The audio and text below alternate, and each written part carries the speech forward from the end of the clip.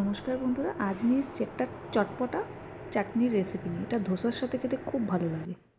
এর জন্য একটু বেশি টমেটো লাগে, পেঁয়াজ, আদা, রসুন আর কাঁচা লঙ্কা। আদা একদমই অল্প দেব, না দেওয়ার মতোই। আর ঝালটা আপনারা আপনাদের স্বাদ মতো দেবেন। আর এখানে নিয়েছি তেলের মধ্যে ছোলার ডাল। আপনারা চাইলে এর সাথে অরহর ডালটাও একটু মিশিয়ে দিতে পারেন। একটু ভাজা হলে তারপর এখানে রসুন, আদা আর কাঁচা লঙ্কা কুচিটা দিয়ে দেবো। একটু ভাজা হলে তারপরে পেঁয়াজটা দেবো। পেঁয়াজ যেটা কুচিয়ে রেখেছি, একটু লবণ দিচ্ছি যাতে পেঁয়াজটা একটু নরম হয়। এরপর দেবো টমেটো লাস্টে দিচ্ছি, নাহলে টমেটোতে একটু জল ছাড়ে তো, ওই জন্য টমেটো দিয়ে আর একটু লবণ দেবো। লবণটা আপনাদের স্বাদ মতো দেবেন।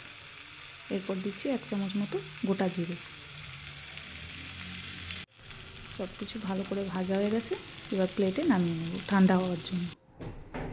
এরপর ফোড়নের জন্য কারি পাতা, শুকনো লঙ্কা, সর্ষে আর নিয়েছি ছোলার ডাল একটু। এখানে একটু অরহর ডালটা দিতে পারেন। এই সব পেস্ট করে নিয়েছি, এবার ওটার সাথে তড়কাটা দিলেই ব্যাস রেডি। ধোসার সাথে খেতে খুব ভালো লাগে, একবার ট্রাই করে দেখবেন। এটা রাইস, লেমন রাইস, যে কোনো কিছুর সাথে বেশ ভালো লাগে। ধন্যবাদ।